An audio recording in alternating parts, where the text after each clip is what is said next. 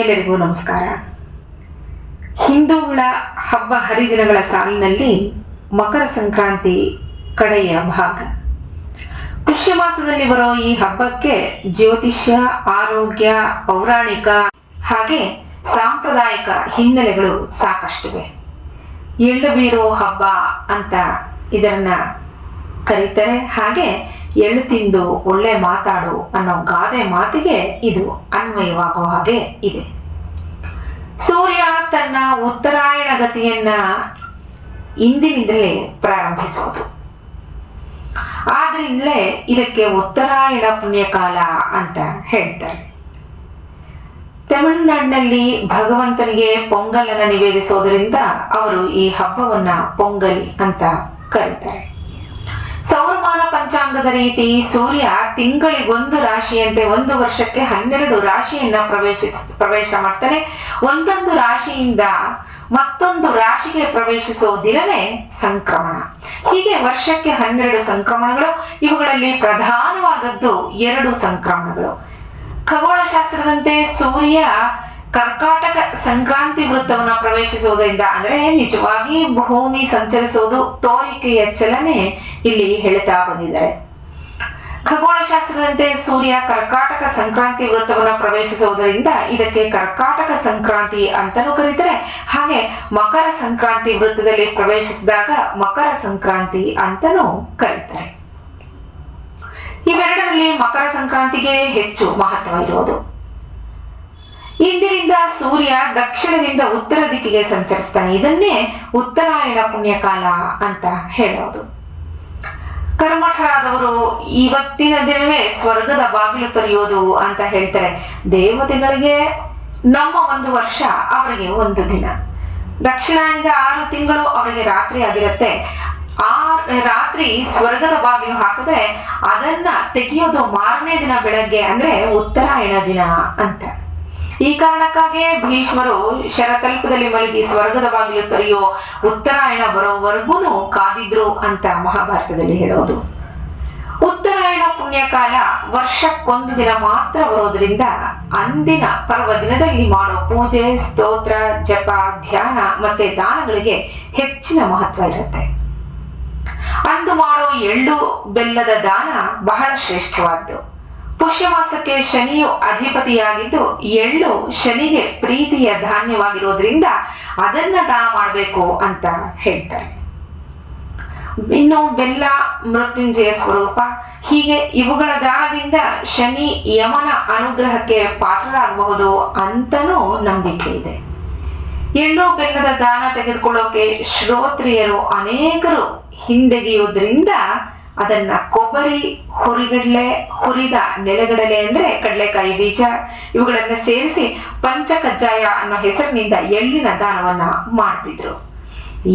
ಈಗ ಅದನ್ನೇ ನಯ ನಾಜೂಕಾಗಿ ಸಂಕ್ರಾಂತಿಗೆ ಎಳ್ಳು ಮಾಡುವುದು ಅಂತ ಹೇಳುದು. ಆ ದಿನ ಮುಂಜಾನೆ ಎದ್ದು ಪರ್ವಕಾಲಕ್ಕೆ ಕಾರಣನಾದ ಸೂರ್ಯದೇವರನ್ನ ಸ್ಮರಿಸಿ ಭಕ್ತಿಯಿಂದ ನಮಸ್ಕರಿಸಬೇಕು. ಅನಂತರ ಇಷ್ಟ ದೈವವನ್ನ ಪೂಜಿಸಿ ಹುಗ್ಗಿಯನ್ನು, ಎಳ್ಳನ್ನು ದಾನ ಮಾಡಬೇಕು. ಸಿಹಿ ಹುಗ್ಗಿಯನ್ನ ಗುಡಾನ್ನ ಅಂತ ಕರಿತೀವಿ. ಹುಗ್ಗಿಯನ್ನ ಸಾಮಾನ್ಯವಾಗಿ ಅಕ್ಕಿ ಮತ್ತೆ ಹೆಸರುಬೇಳೆ ಹುರಿದು ಅದಕ್ಕೆ ಸ್ವಲ್ಪ ಕಾಳುಮೆಣಸು, ಜೀರಿಗೆ, ಅರಿಶಿನ ಹಾಕಿ ಅದನ್ನ ಬೇಯಿಸಿ ದೇವರಿಗೆ ಈ ಧನುರ್ಮಾಸ ಪೂರ್ತಿ ದೇವರಿಗೆ ದಿನವೂ ಅದೇ ನೈವೇದ್ಯ ಅಂತಾನೆ ಮಾಡೋದು. ಅದರ ಜೊತೆಗೆ ಬೆಲ್ಲವನ್ನು ಸೇರಿಸಿದ್ರೆ ಗುಡ ಅನ್ನ ಅಂತ ಹೇಳ್ತಾರೆ. ಅದು ಮಹಾದೇವಿಗೆ ಪ್ರಿಯವಾದ ಆಹಾರ. ಎಳ್ಳು ಹುಗ್ಗಿಗಳ ಸೇವನೆ ಹಬ್ಬದ ದಿನಗಳಲ್ಲಿ ಆರೋಗ್ಯಪ್ರದವಾದ್ದು ಅಂತ ಹೇಳೋದು. ಅಂದು ಸಂಜೆ ಸುವಾಸಿನಿಯರು ಎಳ್ಳಿನ ಬುಟ್ಟಿ ಹಿಡಿದು ತಮ್ಮ ಇಷ್ಟ ಬಂಧುಗಳ ಮನೆಗಳಿಗೆ ಎಳ್ಳು ಬೀರೋಕೆ ಹೋಗ್ತಾರೆ. ಬಣ್ಣ ಬಣ್ಣದ ಸಕ್ಕರೆ ಅಚ್ಚುಗಳು, ಕಬ್ಬು, ಎಳ್ಳುಗಳನ್ನ ಸಡಗರದಿಂದ ಮನೆಗಳಿಗೆ ಬೀರ್ತಾರೆ. ಹಬ್ಬ ಅಂದ್ರೆ ಹಾಗೆ, ಅದೊಂದು ಸಂಭ್ರಮ.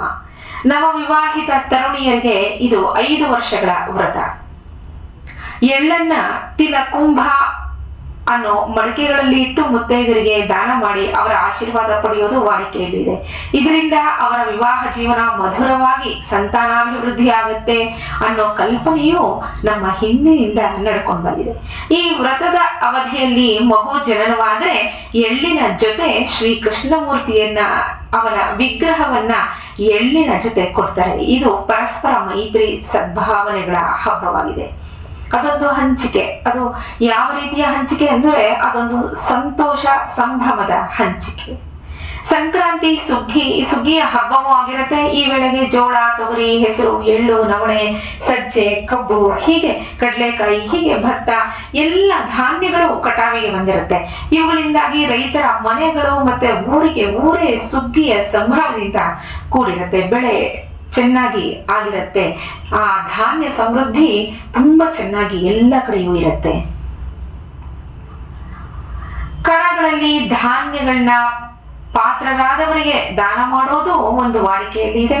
ಸಂಜೆ ರೈತರು ರಾಸುಗಳಿಗೆ ಮೈ ತೊಳೆದು ಅಲಂಕರಿಸಿ ಕೊಂಬುಗಳಿಗೆ ಆಕರ್ಷಕ ಬಣ್ಣಗಳನ್ನ ಹಚ್ಚಿ ಎಳ್ಳು, ಬೆಲ್ಲ, ಭತ್ತಗಳನ್ನ ತಿನ್ನಿಸಿ ಕೆಂಡದ ಮೇಲೆ ನಡೆಯೋ ಹಾಗೆ ಅದಕ್ಕೆ ಒಂದು ಸ್ಪರ್ಧೆ ಅನ್ನೋ ರೀತಿ ಮಾಡ್ತಾರೆ. ಎಲ್ಲವೂ ನಮ್ಮ ಸಂತೋಷಕ್ಕೆ ಮಾಡ್ಕೊಳ್ಳೋದು, ಇದಕ್ಕೆ ಕಿಚ್ಚು ಹಾಯಿಸೋದು ಅನ್ನೋ ಹೆಸರನ್ನ ಇಡ್ತಾರೆ.